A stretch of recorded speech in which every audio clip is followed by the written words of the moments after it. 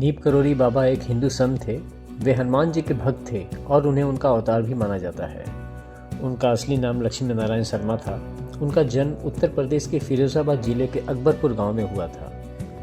नीप करोली बाबा को उनके जीवन काल और मृत्यु के बाद भी कई चमत्कारों के लिए जाना जाता है। बाबा को कई तरह की सिद्धियां प्राप्त थीं।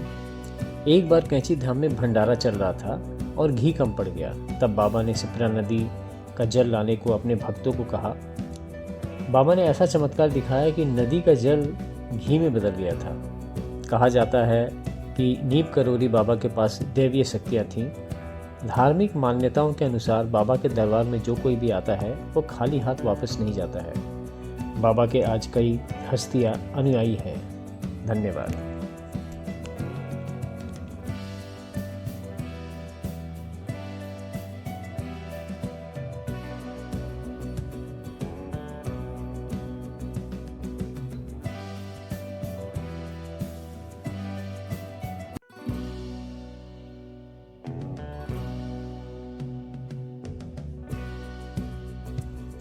दोस्तों, भारत के कोने कोने में ऐसे चमत्कारी मंदिर स्थापित हैं जिनकी मान्यताएं न केवल आसपास के स्थान बल्कि दूर दूर तक फैली हुई हैं। लोग देवी देवता तक अपनी बात पहुंचाने के लिए अलग अलग तरीके आजमाते हैं। आज हम आपको उत्तराखंड में स्थित एक ऐसे मंदिर के बारे में बताने जा रहे हैं जिसमें भक्त अपनी अर्जी देवता तक पहुँचाने के लिए चिट्ठियों का सहारा लेते हैं। उत्तराखंड को देवभूमि कहा गया है क्योंकि यहाँ की धरती पर देवी देवताओं का वास है।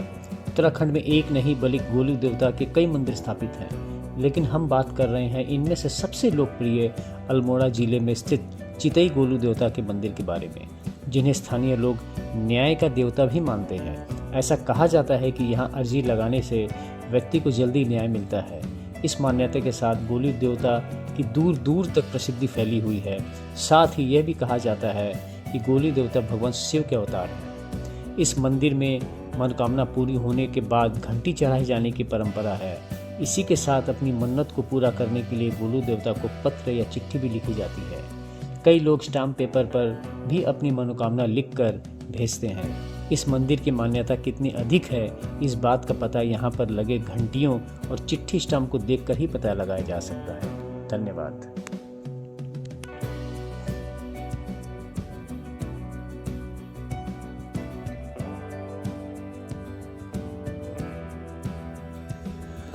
गोलू देवता की मूर्ति की बात करें तो उनकी मूर्ति सफ़ेद रंग की है और वह घोड़े पर सवार हैं। मूर्ति में देवता को पगड़ी बांधे दर्शाया गया है और उन्होंने हाथ में धनुष बाण धारण किया हुआ है।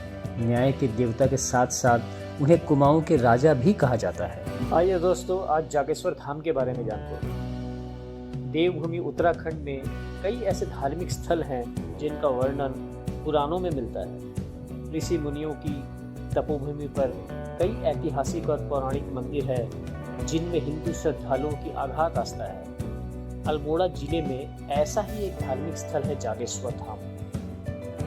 यहाँ यूँ तो साल भर श्रद्धालु आते जाते रहते हैं, पर महाशिवरात्रि और सावन में विशेष भीड़ देखने को मिलता है। जागेश्वर धाम भगवान शिव के 12 ज्योतिर्लिंग में से एक है और इसे 5वां धाम भी कहा जाता है। जागेश्वर धाम को अद्भुत शक्तियों और शिव साधना की वजह से रहस्यमय जगह माना जाता है। पुराणों के अनुसार भगवान शिव एवं सप्त ऋषियों ने यहाँ तपस्या की थी। यहाँ लव कुश, राजा दशरथ, रावण और कुबेर ने भी तपस्या की थी।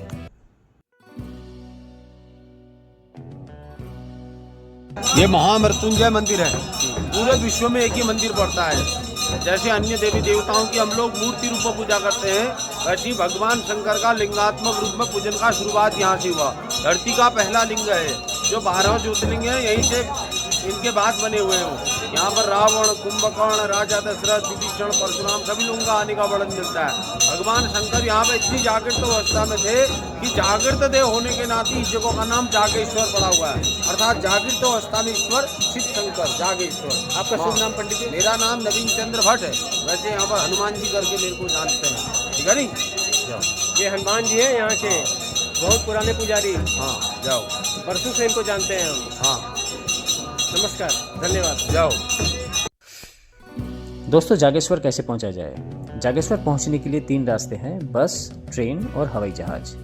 ट्रेन के लिए सबसे निकटवर्ती रेलवे स्टेशन है काठगोदाम, और उससे 7-8 किलोमीटर पहले लाल कुआं एक स्टेशन है, वहाँ भी कई ट्रेनें आती हैं। वहाँ से आपको लोकल बसेस मिल जाएंगी, टैक्सीज़ भी मिल जाती हैं, शेयर टैक्सीज़ भी मिल जाती हैं और प्राइवेट कार भी मिल जाएंगी।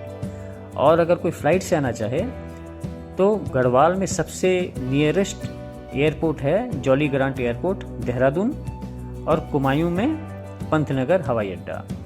वहाँ से बसेस या कार द्वारा अल्मोड़ा, और अल्मोड़ा से लगभग 30 किलोमीटर दूर जागेश्वर पड़ता है।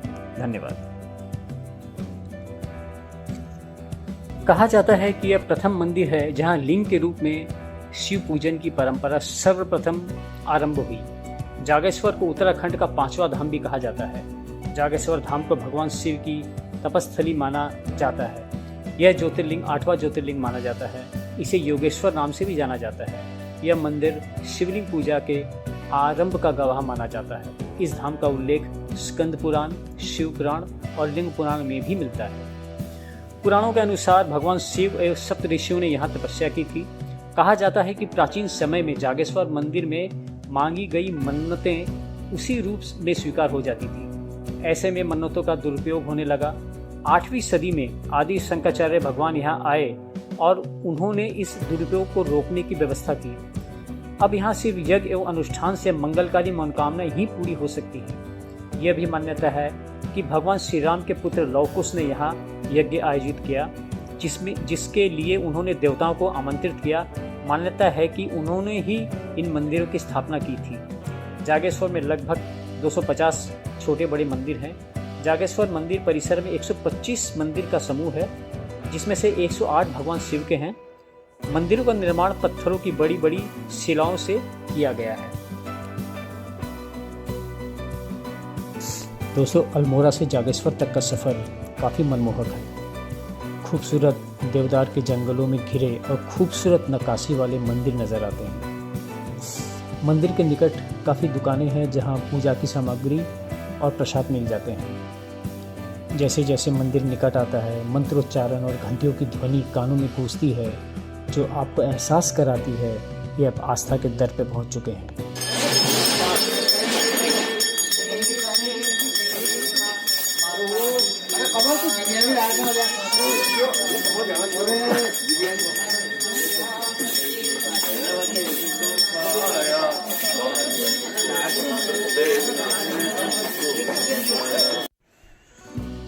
जागेश्वर का प्राचीन महामृत्युंजय मंदिर धरती पर स्थित 12 ज्योतिर्लिंगों का उद्गम स्थल है।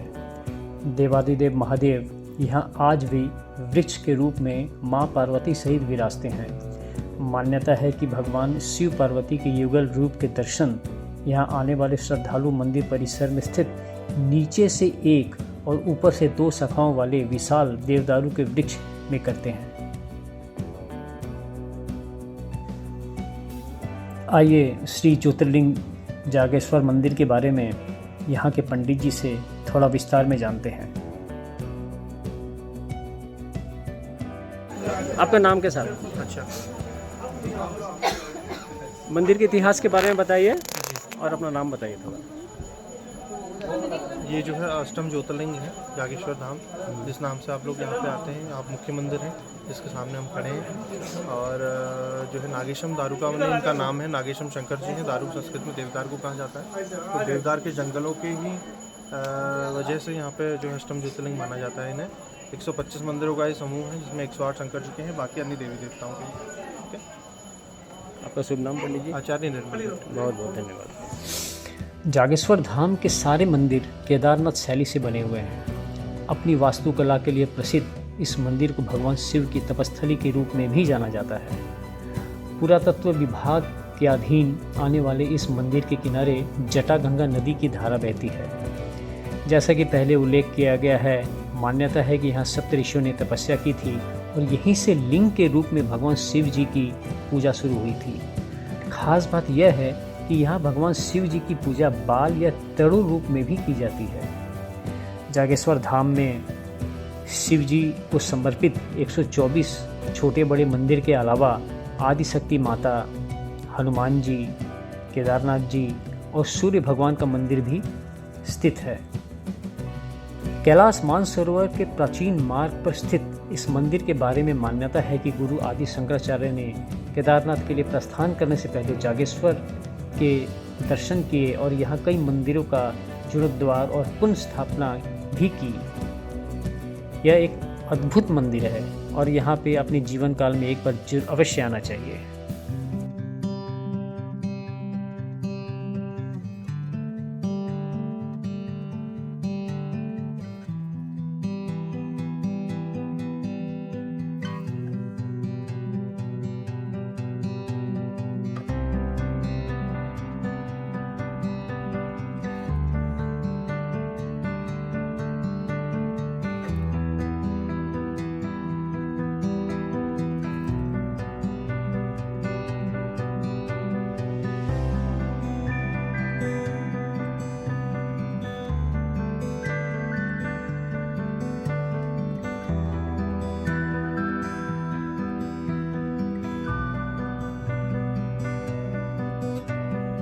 उत्तराखंड के अल्मोड़ा के जागेश्वर धाम में कुबेर मंदिर स्थित है। हर साल धनतेरस और दिवाली के दिन भक्त दर्शन करने पहुंचते हैं। इस मंदिर को चमत्कारिक मंदिर कहा जाता है। कहते हैं यहाँ से एक चांदी का सिक्का साथ ले जाकर यदि घर की तिजोरी में रख कर रोज इसकी पूजा की जाए तो व्यक्ति को कभी गरीबी का सामना नहीं करना पड़ता। उसके पास धन की कभी कमी नहीं होती है। यहाँ रहने वाले लोगों का मानना है कि मंदिर में सबकी मनोकामना पूरी होती है। खासकर जो लोग आर्थिक रूप से कमज़ोर होते हैं उसे इस मंदिर से चांदी के सिक्के को मंत्र पढ़ के पीले वस्त्र में लपेट के दिया जाता है। जब लोगों की मनोकामना पूरी होती है तो वे कुबेर भगवान को खीर का भोग भी लगाते हैं। इसके अलावा जिन लोगों का कारोबार ठीक नहीं चलता वे भी इस मंदिर में अर्जी लगाने के लिए पहुंचते हैं। एक अन्य मान्यता के अनुसार जो भी इस मंदिर के गर्भगृह की मिट्टी ले जाकर अपनी तिजोरी में रखते हैं उससे घर में कभी धन की कमी नहीं होती। धन्यवाद।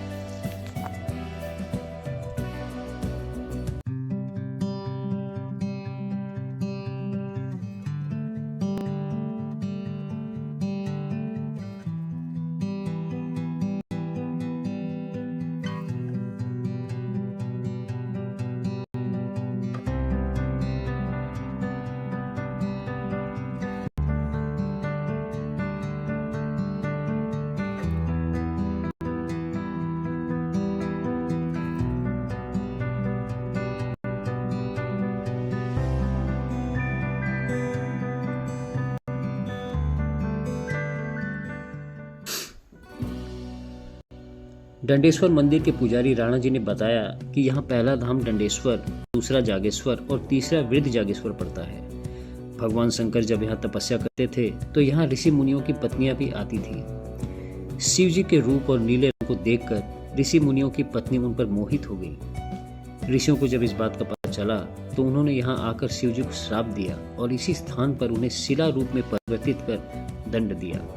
तब से इस मंदिर का नाम दंडेश्वर महादेव मंदिर पड़ गया। धन्यवाद। आइए इस मंदिर के बारे में यहाँ के पुजारी श्री डूंगर सिंह राणा जी से विस्तार में जानते हैं।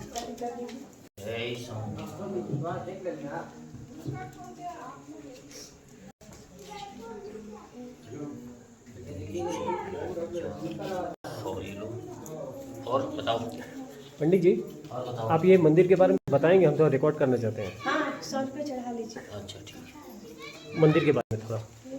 यह मंदिर जो है अति प्राचीनतम मंदिर है, जो दंडेश्वर महादेव जी का मंदिर है। यहाँ पर भगवान शंकर जी की जो है 7 ऋषियों ने तपस्या की थी, घोर तपस्या की, हजारों वर्षों की। उसके बाद भगवान शंकर सत्य की उन्हें दर्शन देने आए और नग्न अवस्था में दर्शन दिए भगवान शंकर ने। विष्णु भगवान ने माँ पार्वती के रूप में। अब उनकी लीलामय रूप को देखकर ऋषि मुनियों की जो पुत्र पत्नियां थे उन पर मोहित हो गई और उनको प्राप्त करने की अभिलाषा करने लगे, जिज्ञासा करने लगे, आलिंगन करने लगे। इस दृश्य को देखकर ऋषि को क्रोध आया। तो ऋषियों ने कहा, आप भद्र पुरुष कहाँ से आए हैं? तो भगवान ने कहा, मैं सिद्ध हूँ, मैं परम सिद्ध हूँ। तपस्या करने के लिए मैं दारुवन में आपके साथ आया हूँ। ऋषियों ने कहा, यदि आप तपस्या करने तपस्वी हैं तो आप पत्नी का त्याग करके हमारे साथ तपस्या करें। भगवान शंकर ने कहा, जो मेरे पार्श्व भाग में पत्नी दिख रही है आपको, ये मेरे आस्पद देव हैं, इनका त्याग मैं नहीं कर सकता। इस प्रकार जब कैसे ही नहीं माने तो भगवान शंकर को ऋषियों ने जो है श्राप दिया कि आपका लिंग बंद तो भगवान ने वरदान दे दिया उनको ऐ मस्तु ऐसा ही होगा। तो भगवान शंकर का पतन होते ही वो लिंग सारे ब्रह्मांड में चक्कर काटने लगा। उस लिंग की भीषण गर्मी से संपूर्ण सृष्टि जल के राख हो जाती, समुद्र कांपने लगा, उसमें विक्षोभ उत्पन्न होने लगी, नाना प्रकार के उपद्रव होने लगे। इस दृश्य को देखकर देवता भयभीत हुए। देवताओं ने प्रार्थना की, हे प्रभु क्या हो गया हमसे? तो ब्रह्मदेव ने बताया, आप साक्षात भगवान भोलेनाथ को न पहचान सके, न नारायण देव को पहचान सके, आपसे बहुत बड़ी भूल होगी, आप क्षमा करो। फिर तपस्या में लग गए ऋषि मुनिया। उस लिंग के जो भगवान विष्णु ने जो अपना चक्र था, चक्र छोड़ के 12 खंड किए, 12 ज्योतिर्लिंग बने, 12 जगहों में जो गिरे। ये कहानी है महाराज श्री दंडेश्वर की। यहाँ पर जो है भगवान शंकर प्राप्ति हेतु कठोर तपस्या की गई थी ऋषि मुनियों द्वारा। जय बाबा, हर हर महादेव। हर हर महादेव, हर हर महादेव। आपका शुभ नाम पंडित जी? डूमर सिंह राणा। डूमर सिंह राणा। हाँ, छत्तीस है यहाँ की पुजारी राजपूत जी। बहुत बहुत धन्यवाद। धन्यवाद।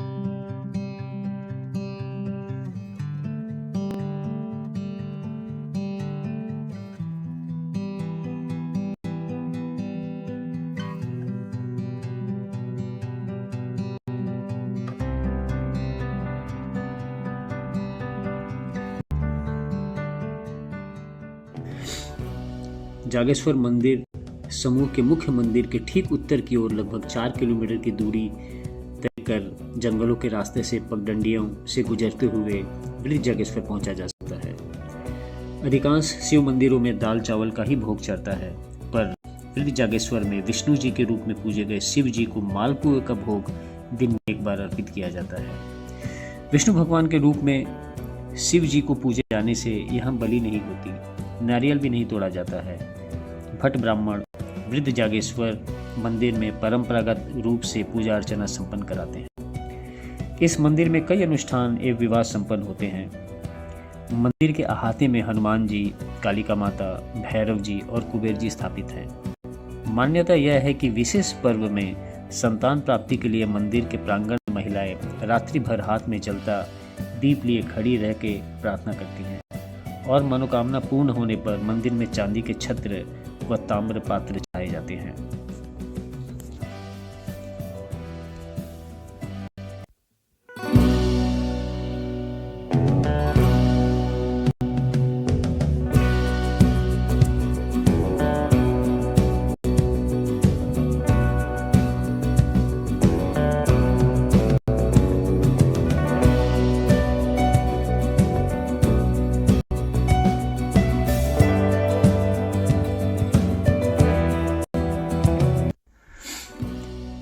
वृद्ध जागेश्वर का मंदिर पहाड़ी में ऊंचाई पर स्थित है। यहाँ से दूर दूर तक पर्वत श्रृंखलाएं दिखाई देती हैं। आसपास घने वन हैं। जंगलों में पशु पक्षी व जानवर भी काफ़ी हैं। जागेश्वर आने वाले पर्यटक वृद्ध जागेश्वर के साथ झाकर सेन, दंडेश्वर जी महाराज का भी दर्शन कर सकते हैं। वास्तव में यह एक इतना सुंदर तीर्थ स्थान है कि कोई अगर एक बार यहाँ आ जाए तो अपने सारे जीवन में उसको कभी भूल नहीं सकता। धन्यवाद।